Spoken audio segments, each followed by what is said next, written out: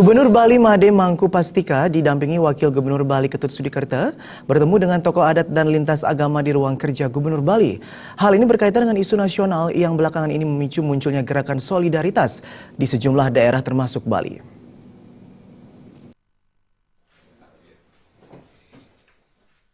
Dalam kesempatan tersebut, kepada para tokoh adat dan lintas agama, Gubernur mengatakan, sejauh ini kondusivitas Bali masih terjaga, dan ketahanan di Bali juga masih terjaga dengan baik. Namun demikian, tokoh adat dan lintas agama diminta untuk tetap mewaspadai situasi yang berkembang dalam beberapa pekan terakhir. Tokoh adat dan lintas agama diminta untuk memberikan pengertian kepada umat agar tidak terpancing dan larut dengan apa yang terjadi di tataran nasional. Gubernur Bali juga mengkhawatirkan gerakan solidaritas yang berlebihan dapat mengancam keamanan karena rentan ditunggangi kepentingan tertentu. Oleh karena itu, peran tokoh masyarakat dan lintas agama bisa ikut membantu pemerintah. Selain itu, pihaknya juga mengajak seluruh komponen masyarakat untuk tetap menjaga keamanan Bali agar tetap rukun, damai, dan harmoni, sehingga mampu menyebarkan vibrasi positif. Bagaimana kita tidak terpancing ikut Bali? Jangan sampai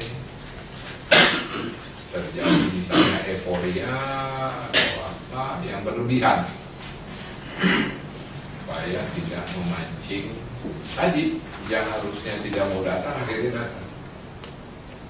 Itu yang saya harapkan, yang saya evaluasi dari kejadian-kejadian beberapa lama ini. Tentu saja ini tidak bisa seperti saya katakan, keamanan itu tidak jatuh dari langit. Ini tidak taken for granted. Harus kita jaga, harus kita tumbuhkan, harus kita usahakan.